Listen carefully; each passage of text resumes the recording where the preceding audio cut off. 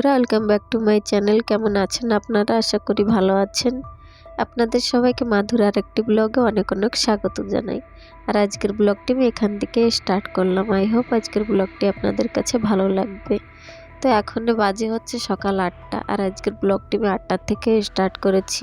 আর এই কদিন তো শীতের বেলা আর কুয়াশা ভরা সকাল, বেলাটা একটু উঠতেও দেরি হয়।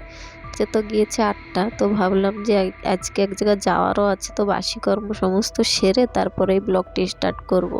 তো আজকের বাসি কাম দিয়ে স্টার্ট করলাম না, আজকে রান্না বান্না দিয়ে স্টার্ট করলাম। তো চলেন, আগে ঘুম থেকে উঠে সমস্ত কাম আমি সেরে নিয়েছি, জামা প্যান্ট বলেন, গ্যাস পোছা সমস্ত কিছু সেরে নিয়েছি, আছে খালি রান্না বান্নাটা করতে বাকি। আর এক জায়গায় যাব, তো দেখাবো আজকে কোথায় যাই না যাই সবটাই শেয়ার করব।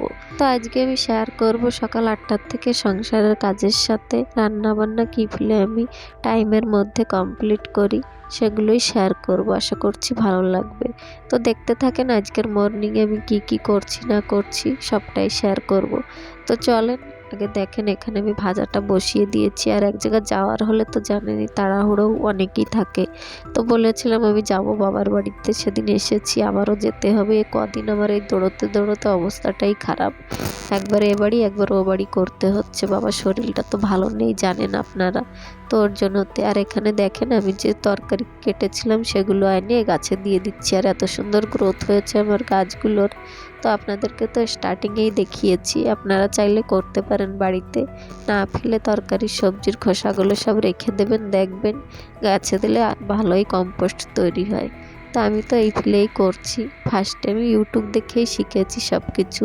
তো এখন আর ফেলি না, এখন সব কিছুই কামে লাগাতে চাই। ঘুম থেকে উঠে প্রচুর কাম ছিল, সমস্ত কিছু কমপ্লিট করে তারপরে আসলাম রান্না বান্না করতে। আর আজকে এখনও ওরা উঠিনি ঘুম থেকে, বাবা ছেলে দুজনেই শুচ্ছে। তো ভাবলাম যে এই ফাঁকে রান্নাটাও কমপ্লিট করে দিয়ে যাব, বর একা থাকবে বাড়িতে, তো রান্না বান্না করেই রেখে যাব। উনি বাড়িতে থাকলে না একা একা রান্নাও করতে চায় না। তো আজকে আমি যাব যখন, তো রান্না বান্না সেরেই তাই যাব বাড়ির থেকে। তো এখানে দেখেন সকালবেলা উঠে উচ্ছে আলু আর বিনস দিয়ে এখানে ভেজে দিয়েছি। আর সাথে এখানে আলু আর ডিম সিদ্ধ করে নিয়েছি, এটা দিয়ে একটা ডিমের কারি বানিয়ে দেবো, বানিয়ে রেখে তাই যাব। তো সকালে আমি কিছু খাবো না, কেন বলুন তো, সকাল সকাল বাসে যাব, তো ওর জন্য তো কিছু খেয়ে গেলে না আমার বমি আসে। ওর কারণে আমি আজকে কিছু নাই খেয়ে যাব বাড়ির থেকে। তো আজকে কিছু খাবো না, যখন খাওয়ার টেনশনটা নেই। তার সকালবেলা ওই যে দেখেন ভাত তো রান্না কমপ্লিট, সাথে ভাজাটাও হয়ে গিয়েছে, টাইমও আছে হাতে। বাদ বাকি যা সমস্ত কাম আছে সব কিছুই সেরে বের হব। আর আজকে না আমার শরীরটাও অত একটা ভালো নেই, কদিন ধরেই এমন অবস্থা আমার। এ বাড়ি ও বাড়ি করতে করতে এখানের চল ওখানের চল এমন করে স্নান করছি।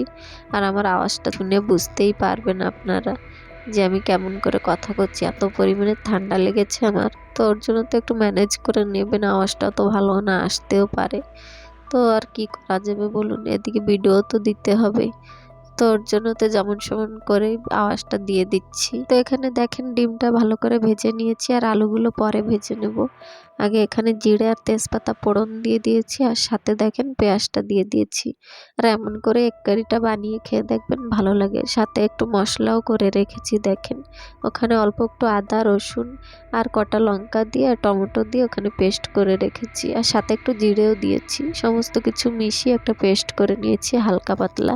তো বেশি মশলা দিয়ে বানাচ্ছি না, আজকে হালকা ফুলকাই বানাচ্ছি। বেশি মশলা দিলে না ওনার তো গ্যাসের প্রবলেম, আর বেশি মশলা দিলেও খেতে চায় না। তো আমি মশলার ভিতরে টমেটো একটু বেশি পরিমাণেই দিই, 2-3টে টমেটো দিয়ে দিই, ভালো করে পেস্ট করে খেতে টেস্ট লাগে। মশলাটা এখানে ভালো করে কষিয়ে নিচ্ছি, আর এর ভিতরে এখনই দিয়ে দেবো হলদি আর লবণ দিয়ে। তারপরে এখানে যখন দেখবো তেলটা উপরে ভেসে উঠেছে তখন জলটা ঢেলে দেবো। তো ভাবলাম যে আজকে এক কারিটা আপনাদের সাথে শেয়ার করি, অনেক দিনই কিছু রান্নাবান্না শেয়ার করিনি, তো আজকে শেয়ার করলাম। প্রত্যেক দিন তো বাসি কর্ম এটা ওটাই দেখাই, তো ভাবলাম যে আজকে সম্পূর্ণ রান্নাটাই আপনাদের সাথে শেয়ার করি। তো দেখেন এখানে ভালো করে কষিয়ে নিচ্ছি। আর এ সমস্ত রান্নাবান্না একটু টাইম লাগে, মশলাটা কষানি এইসব একটু দেরি হয়। তো ওর জন্য তো ভালো করে কষিয়ে এখানে দেখেন ফুটানো জল 1 গ্লাস দিয়ে দিলাম, এখানে বেশি দিলাম না, কেন কি বর একাই খাবে, তো ওর জন্য তো বেশি দিনে 3টে ডিম ওনার দুভাবে খেতে পারবে। তো 3টে ডিমই রান্না করলাম, বেশি করলাম না।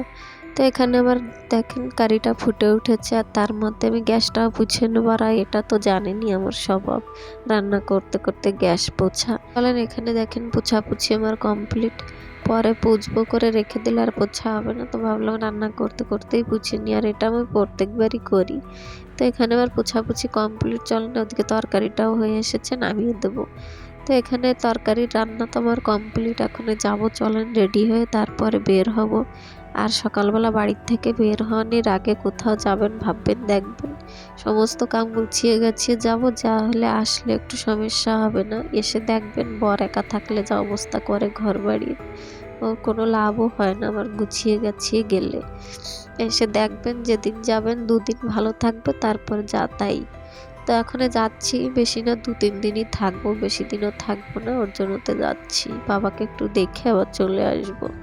এদিকেও কেউ নেই দেখার, ওর জন্য বেশি দিন থাকাও যাবে না।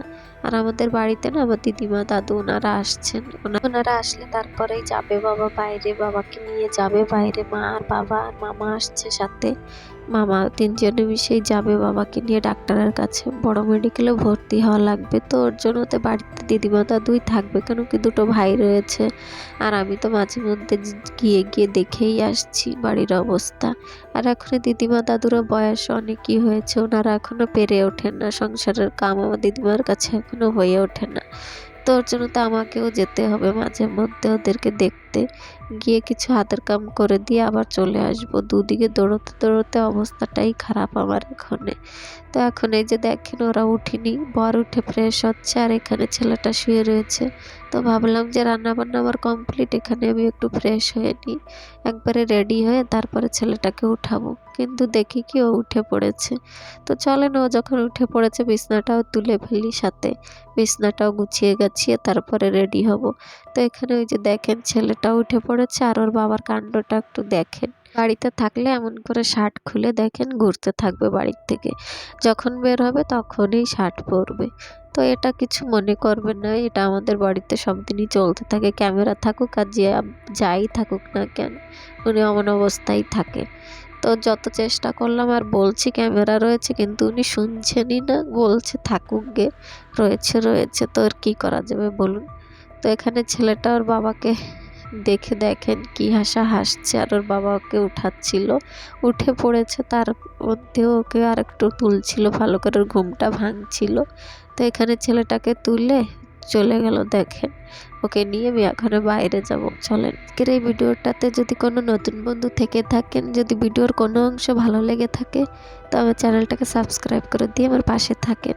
আর যারা যারা করে দিয়েছেন তাদেরকে অসংখ্য অসংখ্য ধন্যবাদ আমার এই ছোট্ট পরিবারের মেম্বার হওয়ার জন্য। সাথে ভিডিওটাকে শেয়ারও করতে পারেন, আর সাথে একটা লাইক কমেন্ট অবশ্যই করে দেবেন। আপনাদের একটা লাইক কমেন্ট আমাকে ভিডিও বানাতে আর একটু মোটিভেট করে। তো চলেন, এদিকে তো বাড়ির থেকে বের হওয়ার আগে দেখেন, কোথাও যাওয়ার আগে এই ফেলেই সমস্ত কিছু গুছিয়ে গাছিয়ে যাই, কেন কি অগোছালো থাকলে আরও কামটা বেড়ে যাবে। আমার জন্য হোক কি বরের জন্য হোক, উনি একাই থাকবে যখন। তো সমস্ত কিছু গুছিয়ে গাছিয়ে বের হব। আর প্রত্যেক দিনই আমি কোথাও বেরোনোর আগে এমন করেই গুছিয়ে গাছিয়ে যাই, কেন কি অগোছালো কাম করতে ভালো লাগে না বা দেখতেও ভালো লাগে না। তো ওদিকে সম্পূর্ণ কাম আমার কমপ্লিট করে এখন যাব। চলেন, আর বেলাও হয়েছে, এখন 9টা বেজে গিয়েছে।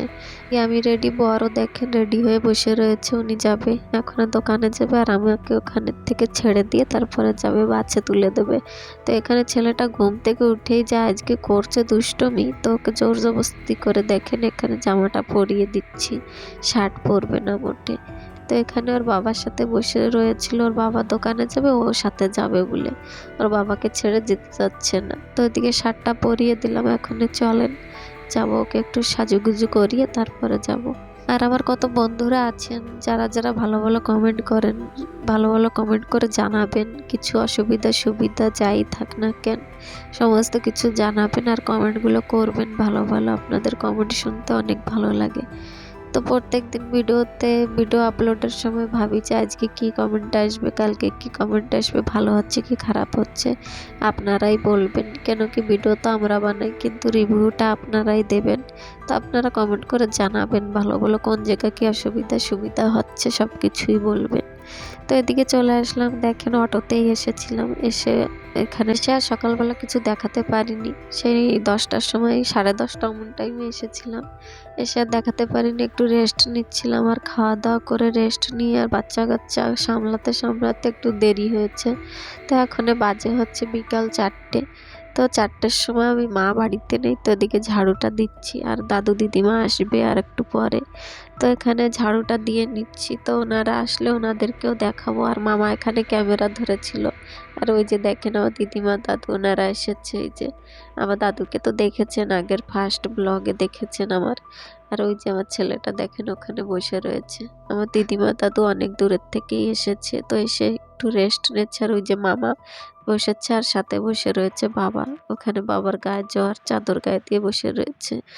তো এখানে এসেছে আর বিকালের টাইম, তো একটু কিছু খাওয়ার জন্য চা, এদিকে সাথে পাঁপড় ভাজা এসব আমি করে দিচ্ছি। আর যা সমস্ত কাম ছিল ওগুলো গুছিয়ে ফেলছি। এসে খাওয়া দাওয়ার পরে বাসন মাজা সমস্ত কিছু করে ফেলেছি। কদিন ধরেই মা খুব কষ্ট করছে বাবার পিছনে, তো মাকে আর কিছু করতে দিচ্ছি না, সব আমিই করছি।